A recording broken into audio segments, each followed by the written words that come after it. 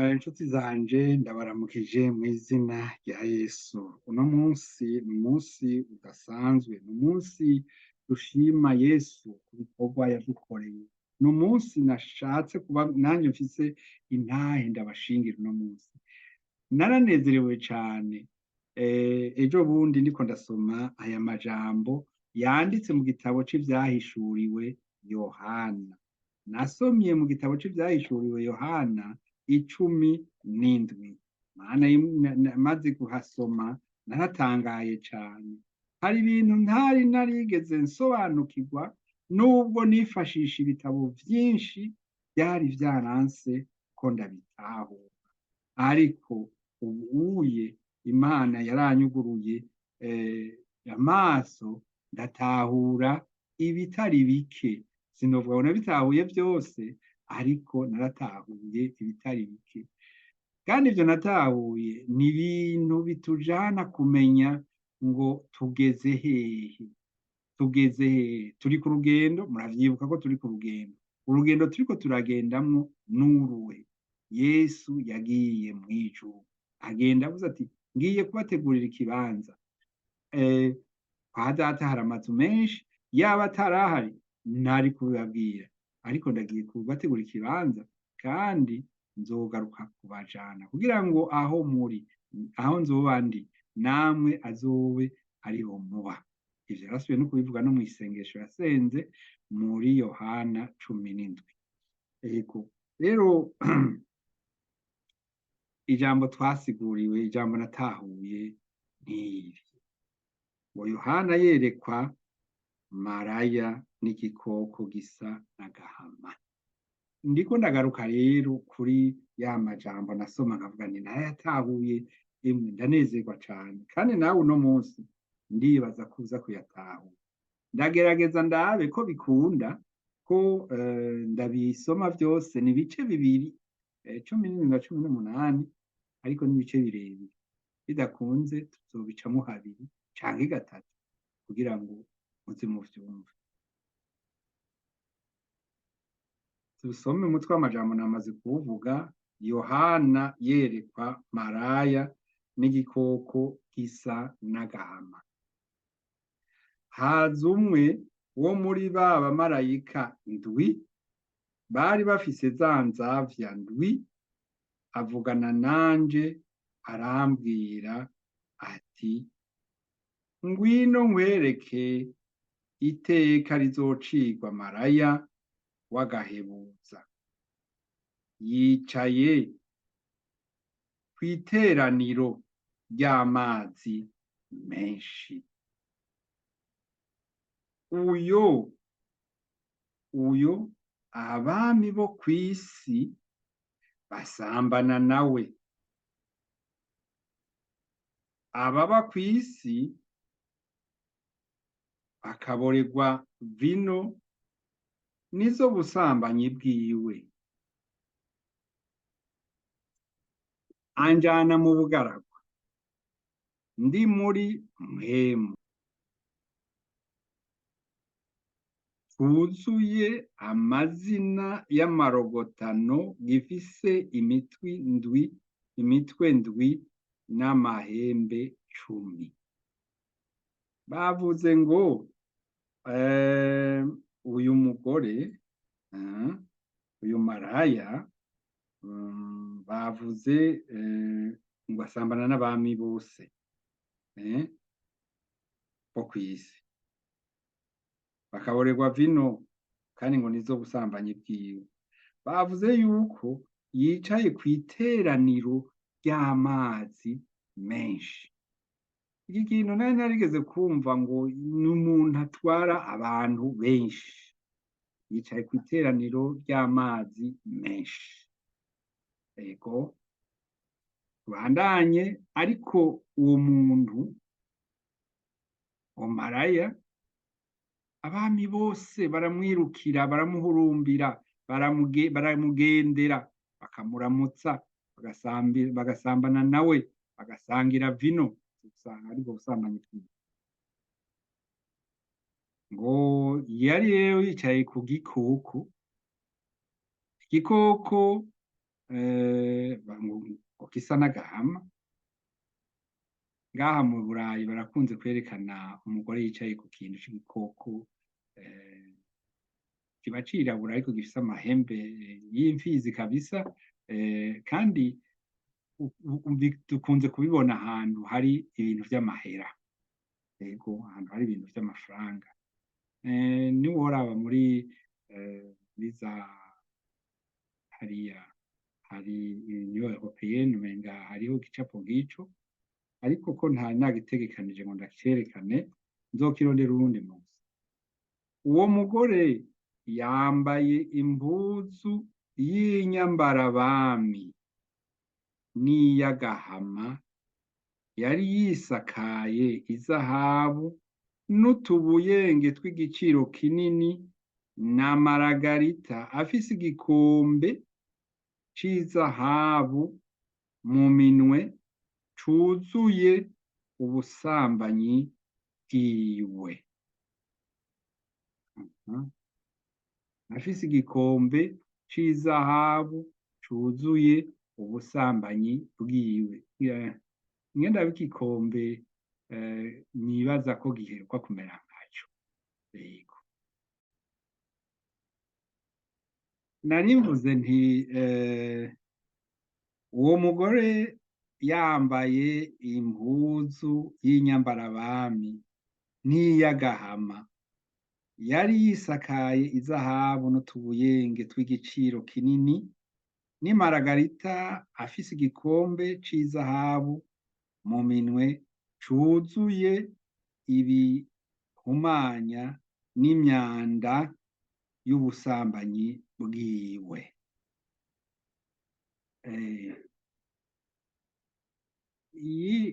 Igikombe ni nk'iki, igikombe c'umubiri mugabo gifise izahabu, ariko kimeze nk'uku akarorero, ariko iki naco cananiye kugurura, nico abana bahora bakina bigeze gutsindira, ari ibikombe bimeze urabizi, ivyo bahora bakinirako mu mahiganwa y'imipira, ariko ikiye bashobora kucugurura, cananiye kugurura kugira ngo umuntu ashobore gushiramwo ikintu bahora banyweramwo. None batubwiye rero ngo afise igikombe c'izahabu mu minwe cuzuye ibihumanya n'imyanda y'ubusambanyi bwiwe. Mu ruhande afise izina ry'akabanga ryanditswe ngo Babironi ahambaye, nyina w'abamaraya kandi nyina w'ibihumanya vyo mw'isi. Ibi ntanze ngaha, ibi nerekanye ngaha ni ivy'ukugereranya, babivuze mu buryo bigoye byo kugereranya, ariko nuko bimeze. Yego,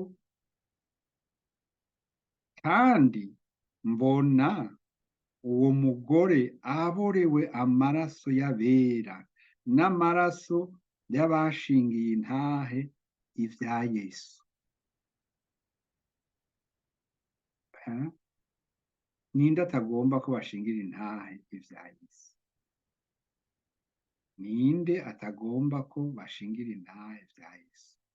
Ntibavuze ngo ni igikoko, bavuze uyo mugore. Yego. Ndasaba Imana ngo muhemu abereke, mutahure ico iri jambo rishatse kuvuga. Ndamubonye birantangaza, ndumirwa rwose.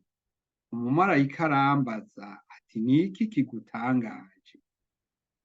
Ndakubwira akabanga k'uriya mugore n'akiki gikoko agenderako gifise imitwe ndwi n'amahembe 10. Igikoko ubonye cariho kandi ntikikiriho, kandi kigira kiduge kive kuzimu kije kuranduka, kandi ababa kw'isi batanditswe amazina yabo mu gitabo c'ubugingo uhereye kuremwa kw'isi bazotangara babonye ico gikoko yuko cariho kandi kitakiriho kandi kizoboneka. aba abatanditswe mu gitabo c'ubugingo nibo bazoba bafise ca kimenyetso, abatanditswe mu gitabo c'ubugingo abo rero bazotangara kuri ico gikoko kiriho, kumva cari ikintu gikomeye, none mugabo ngo kiranyitse, hanyuma ngo kizosubira kuboneka kandi bibatangaza. Hanyuma tugeze hehe? Tugeze aha niho uw'ubwenge, niho umutima w'ubwenge userukira. Aha niho umutima w'ubwenge userukira. Imitwe ndwi, iyo niyo misozi ndwi uwo mugore yicayeko, kandi niyo bami ndwi. Batanu barakombowe, umwe ariho, uwundi we ntaraza, kandi niyaza azoba ari uwo kumara igihe gito. Kandi ca gikoko cariho kandi kitakiriho, ico ubwaco n'ugira umunani, ariko kandi n'umwe muri ba bandi ndwi, kandi azoja kuranduka. Kandi amahembe 10 wabonye niyo bami 10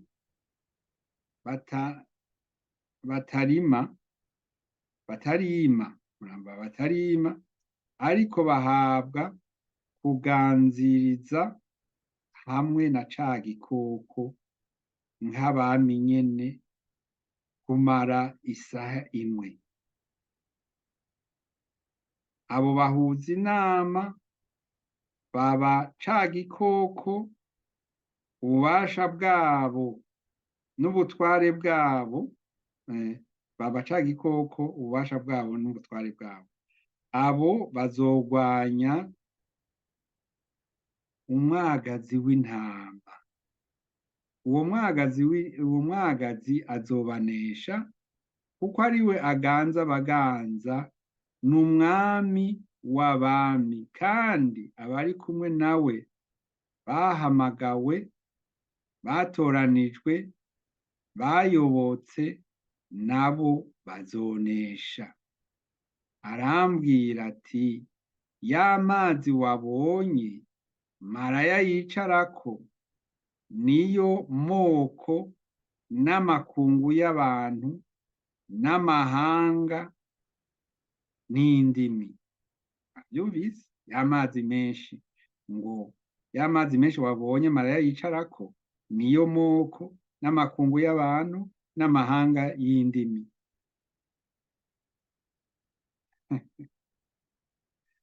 Uyo maraya yicaye ku mahanga menshi, afise indimi nyinshi, afise amoko menshi. Ya mahembe 10 wabonye na ca gikoko bazokwanka uwo maraya, bazomuzingazinga, bimukobe, birye inyama ziwe, bimutongoze umuriro. Kuko Imana yashize mu mitima yabo gukora ivyo yagabiye, no guhuza inama, no gushira ca gikoko ku ngoma yabo, kugeza aho amajambo y'Imana azoshikira. Umugore wabonye niwe ca gisagara gihambaye kiganza abami bo kw'isi. Ndumva bikomeye, kandi bikomeye bisobanutse neza cane. Birasobanutse, hari maraya yicariye ku moko menshi, nta bwoko ngira na bumwe idafisemwo abantu, n'amahanga menshi n'indimi zose, n'indimi nyinshi. Ariko